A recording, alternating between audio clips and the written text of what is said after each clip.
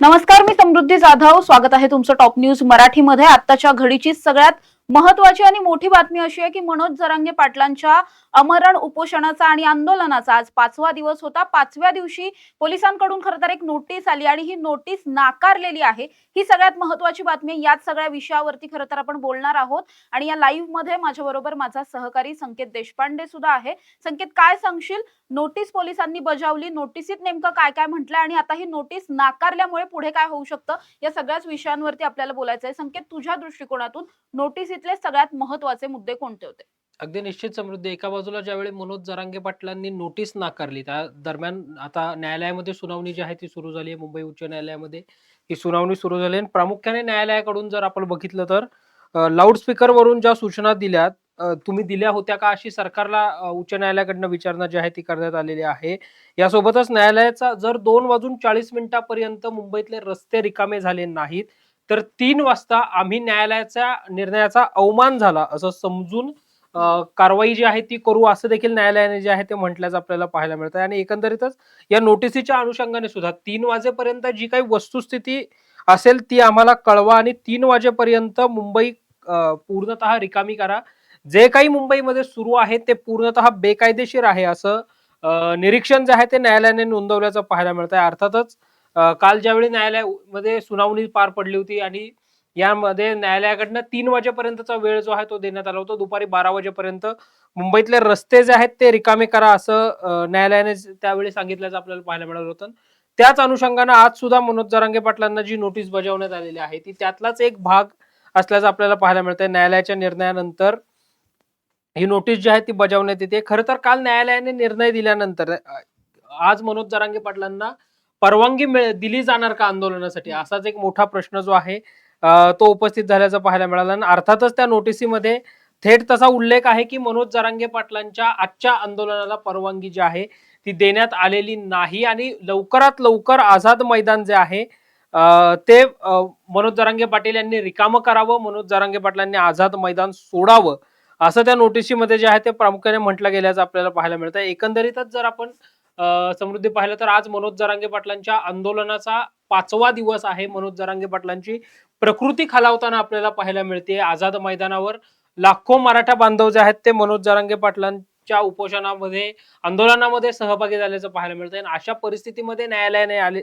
आझाद मैदान पोलिसांनी दिलेली ही नोटीस, लवकरात लवकर आझाद मैदान रिकामं करा असं म्हणत थेटपणे मुंबई सोडण्याचेच आदेश जे आहेत ते देण्यात आल्याचं पाहायला मिळतंय.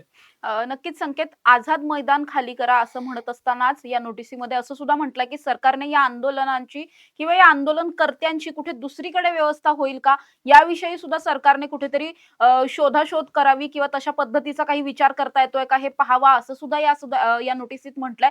त्याचबरोबर सगळ्यात महत्वाची गोष्ट, ज्या गोष्टीवरती 2-3 दिवसांपासून प्रचंड बोललं जात होतं संकेत, आपण बघतोय की प्रचंड व्हिडिओ व्हायरल होत आहेत. या व्हिडिओमध्ये आपण बघतोय की हे जे आंदोलक आहेत ते काही CSMT असेल किंवा मग बाकीची काही बेस्ट बसेस असतील किंवा इतर मोठे चौक असतील, अशा पद्धतीच्या चौकांमध्ये, शाळा महाविद्यालयाच्या ग्राउंडमध्ये जाऊन कुठेतरी तिथे घोळके करून बसलेले आहेत, घोषणाबाजी करतायत, कुठे खेळ खेळतायत, असे बरेच काही व्हिडिओ आपण पाहिलेले होते. आणि या सगळ्याचा स्थानिक मुंबईकरांना त्रास होतोय, जनजीवन विस्कळीत होतंय, शाळा महाविद्यालयात विद्यार्थी पोहोचू शकत नाहीयेत, कामावरती जायला तिथल्या स्थानिकांना उशीर होतोय, असं सगळंच लक्षात घेता अशा पद्धतीने ही वागणूक कुठेतरी बरोबर नाहीये असं सुद्धा निरीक्षण कोर्टाने नोंदवलेलं आहे. त्यामुळे अशा पद्धतीने वागणं बरोबर नाही. या आंदोलकांना हे बाकीचे जे काही लोकेशन्स आहेत, जिथे थांबून आंदोलकांनी गराडा घातलेला आहे ज्या लोकेशन्सला, तिथून बाजूला होण्याच्या सुद्धा सूचना या नोटिसीमध्ये खरं तर देण्यात आल्या. त्याचबरोबर कालपर्यंत आपल्याला असं वाटत होतं की या सगळ्या आंदोलकांना एकत्र करून केवळ आझाद मैदानावरती थांबवलं जाईल.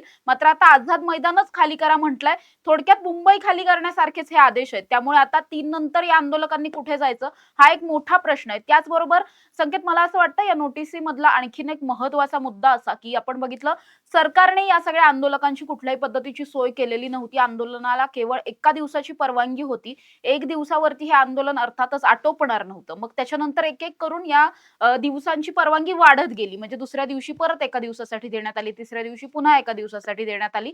मात्र त्यामुळे या आंदोलकांची इतकी गैरसोय त्या ठिकाणी होत होती. आपण पाहिलंय संकेत, फूड स्टॉल्स बंद होते, सार्वजनिक शौचालय सचिवालय बंद होती. त्यामुळे खूप मोठ्या प्रमाणात या सगळ्या आंदोलकांना गैरसोयीला सामोरं जावं लागलं. त्यामुळेच या आंदोलकांनी मग आपण पाहिलं, की अगदी गावाकडून आलेले बरेचसे आंदोलक आहेत. शहरातली संख्या तशी कमी आहे, मात्र मराठवाड्या साइडचे खूप जास्त आंदोलक या सगळ्यामध्ये सहभागी झाले होते. अगदी आपल्या गावाप्रमाणे त्यांनी रस्त्यातच बऱ्याच ठिकाणी, काही ठिकाणी चुली मांडल्या. तिथे स्वयंपाक चालू होता.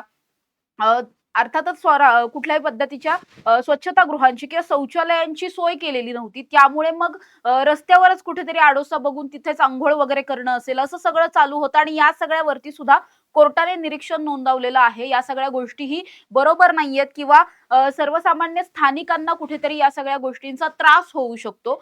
सामाजिक स्वास्थ्य यामधून बिघडू शकतं, असं म्हणत हे सगळं थांबलं पाहिजे, असं या नोटिसीत म्हटलंय. मात्र या नोटिसीत काय-काय म्हटलंय याबरोबरच सगळ्यात महत्त्वाचं असंही होतं, की या नोटिसीमध्ये कुठल्याही पद्धतीचं एखाद्या पद्धतीच्या अपायकारक कुठलंही आंदोलन किंवा उपोषण म्हणजे थोडक्यातच उपोषण करायला परवानगी सुद्धा दिलेली नव्हती. कोर्टाने असं म्हटलं, की जी परवानगी दिलेली होती, ती केवळ आंदोलनासाठी होती. मात्र मनोज जरांगे पाटील हे उपोषणाला बसलेत. त्यांच्या जीवितास त्यामुळे धोका निर्माण होऊ शकतो. अशा पद्धतीची परवानगीच दिली नसल्यामुळे केवळ तो 1 दिवस जर आपण पकडला 29 तारखेचा, त्यानंतरचे हे सगळे दिवस बेकायदेशीररित्या हे आंदोलन चालू आहे, असं म्हटलंय. हे मला वाटतंय संकेत सगळ्यात महत्त्वाचं आहे. कारण जर आपण बेकायदेशीररित्या इतक्या दिवसांचं हे 4 दिवस जर आंदोलनाचे पकडले, तर किती मोठ्या संख्येने जर कोर्टाने ठरवलं किंवा पोलीस व्यवस्थेने ठरवलंच, तर या सगळ्या आंदोलकांवर कदाचित गुन्हे सुद्धा दाखल होऊ शकतात. अगदी निश्चित समृद्धी. कालच्या सुनावणीमध्ये सुद्धा प्रामुख्याने गुणरत्न सदावर्ते यांनी हाच मुद्दा जो आहे तो मांडल्याचं पाहायला मिळालं होतं आणि अगदी मनोज जरांगे पाटलांच्या आंदोलनाच्या दुसऱ्या दिवसापासूनच हे आंदोलन बेकायदेशीर आहे आणि मनोज जरांगे पाटलांना अटक केली जावी असं गुणरत्न सदावर्ते जे आहेत ते म्हणताना पाहायला मिळत आहेत. आजच्या सुनावणीवर अनेक गोष्टी ज्या आहेत त्या अवलंबून असणार आहेत. प्रामुख्याने मनोज जरांगे पाटलांसह 8 लोकांना जी आहे ती ही नोटीस बजावण्यात आलेली आहे. कोर कमिटी म्हणून जी मनोज जरांगे पाटलांची होती त्याच्यामध्ये आणि मराठा संयोजक असणारे वीरेंद्र पवार जे आहेत ते त्यांना देखील नोटीस बजावण्यात आलेली आहे. आशिष राजे गायकवाड आणि ॲडव्होकेट श्रीराम पिंगळे हे मनोज जरांगे पाटलांच्या वतीने त्या ठिकाणी बाजू मांडताना पाहायला मिळणार आहेत. ॲडव्होकेट योगेश केदार आणि त्या अनेक वकिलांची टीम जी आहे ती देखील मनोज जरांगे पाटलांच्यासाठी न्यायालयामध्ये उपस्थित असताना आपल्याला पाहायला मिळणार आहे. त्यामुळं मनोज जरांगे पाटलांचे वकील गुणरत्न सदावर्ते आणि राज्याचे महाधिवक्ता ऍडिशनल जनरल म्हणून ऍडव्होकेट जनरल म्हणून हे सगळे काय बाजू मांडतायत त्याच्यावर मनोज जरांगे पाटलांच्या आंदोलनाचे पुढचं भवितव्य जे आहे ते अवलंबून असणार आहे. आणि या नोटिसीच्या अनुषंगाने अर्थातच तू जसं सांगितलं तसं आझाद मैदान परिसरामध्ये हे थांबतील असं वाटलं होतं. मात्र या नोटिसीनंतर आता आझाद मैदान खाली करा याचा अर्थ तुम्ही तुमचं आंदोलन स्थगित करा असा त्याचा अप्रत्यक्षरित्या दिला गेलेला संदेश आहे. आणि त्यामुळे आता 3 वाजताच्या महत्वाच्या सुनावणीनंतर आता न्यायालयामध्ये जी सुनावणी सुरू झालेली आहे ती सरकार आणि न्यायालय अशी सरकार आपली बाजू मांडताना पाहायला मिळते. राज्याचे जे ऍडव्होकेट जनरल आहेत महाधिवक्ता जे आहेत ते आपली बाजू मांडताना त्या ठिकाणी पाहायला मिळतात. 3 वाजता राज्याचे महाधिवक्ता आणि उच्च न्यायालयातले वकील ज्यांच्या खंडपीठासमोर ही सगळी केस सुरू आहे गुणरत्न सदावर्ते आणि जरांगे पाटलांचे वकील असे सगळे एकत्रित आहेत ती महत्वाची सुनावणी जी आहे ती पार पडणार आहे. त्यामुळे त्या सुनावणीनंतर जरांगे पाटलांच्या अनुषंगानं मोठा निर्णय जो आहे किंवा महत्वाचा निर्णय जो आहे तो होण्याची शक्यता आहे. जर न्यायालयाने हेच ग्राह्य धरलं की पहिल्या दिवसाची परवानगी वगळता अन्य जे आंदोलन झालं होतं ते पूर्णतः बेकायदेशीर होतं तर अर्थातच जरांगे पाटलांसह कोर कमिटीवर आणि आंदोलकांवरही गुन्हे दाखल केले जाऊ शकतात. कारण काल राज्याचे मराठा आरक्षण उपसमितीचे अध्यक्ष जलसंपदा मंत्री असणारे नाहिल्यानगरचे पालकमंत्री जे आहेत राधाकृष्ण विखे पाटील जे या मराठा आरक्षण उपसमितीचे अध्यक्ष आहेत त्यांनी सुद्धा थेट असंच म्हटलं होतं समृद्धी की आझाद मैदान सोडून जे बाहेर आंदोलन करतील त्या आंदोलकांवर आम्ही गुन्हे दाखल करू. त्यामुळे आजच्या सुनावणीनंतर नेमकं काय होतं आंदोलकांवर गुन्हे दाखल होत आहेत का कोर कमिटीवर गुन्हे दाखल होत आहेत का आणि महत्वाचं म्हणजे मनोज जरांगे पाटलांवर गुन्हा दाखल करेल का सरकार हे सगळं पाहणं महत्वाचं आहे. संकेत नक्कीच आपण जर पाहिलं तर जसं आता सरकारने जे काही कोर्टाने जे काही आदेश दिलेत त्यानुसार मुंबई खाली करण्याचे हे आदेश आहेत. मुंबई खाली करायची असेल तर मला सगळ्यात महत्वाचं असं वाटतं की इतके सगळे आंदोलक जाणार कुठे हा सगळ्यात महत्वाचा प्रश्न आहे. आपण कालपर्यंतही पाहिलं संकेत कालच नाही तर किंवा आज सकाळी सुद्धा राज्यातल्या अनेक ठिकाणून नागरिक जे आहेत आंदोलक जे आहेत ते अजूनही मुंबईकडे जात आहेत. म्हणजे पुण्यातून सुद्धा आज सकाळी सुद्धा काही गाड्या या मुंबईच्या दिशेने गेलेल्या आहेत. म्हणजे म्हणजे एका बाजूला सरकार, कोर्ट असं म्हणताय की मुंबई खाली करा, दुसरीकडे अजूनही राज्यभरातून सगळे आंदोलक अजूनही मुंबईकडेच जातात. तर मग खाली करायची असेल मुंबई, तर मुंबई ही खाली करणार कशी? हा सगळ्यात मोठा प्रश्न आहे मला असं वाटतंय. 2 वर्षांपूर्वी अंतरवली सराटीमध्ये अगदी याच दरम्यान घडलेला लाठीचार्ज होता आणि प्रचंड हे आंदोलन त्यानंतर चिघळलेलं होतं. आत्ताचा हा जर निर्णय आपण पाहिला आणि संपूर्ण मुंबई खाली करण्याचे आदेश जर काढण्यात आले आणि जर कुठेतरी कायदा हातात घेऊन जर पोलिसांनी हे सगळं करायचं ठरवलं, म्हणजे थोडक्यात आपण असं म्हणू शकतो की आता जी सूचना दिली आहे, ही सूचना जर अर्थातच आंदोलक पाळतील असं आता तरी वाटत नाहीये. कारण अर्थात ज्या अर्थी मनोज जरांगे पाटलांनी या नोटिसीवरती सही करायलाच नकार दिलाय, याचा अर्थ त्यांना ही नोटीस मंजूर नाहीये, मान्य नाहीये असा होतो. त्यामुळे जर त्यांनी सही केली नाही आणि जर हे आंदोलक मुंबई सोडायला स्वतःहून तयार नसतील आणि जर पोलिसांकडून बळाचा वापर करण्यात आला, तर पुन्हा एकदा 2 वर्षांपूर्वी जशी काही परिस्थिती चिघळलेली होती, तशीच परिस्थिती पुन्हा चिघळेल असं वाटतंय का? अगदी निश्चित समृद्धी आणि यामध्ये त्यावेळेस जर आपण पाहिलं तर त्यावेळी ज्यावेळी लाठीचार्ज झाला होता त्यावेळी कुठली पिटिशन न्यायालयामध्ये हं. नव्हती. राज्य सरकारच्या पातळीवरच सरकारने संबंधित एसपींचं जे आहे ते त्या ठिकाणी त्यांना सक्तीच्या रजेवर पाठवलं होतं.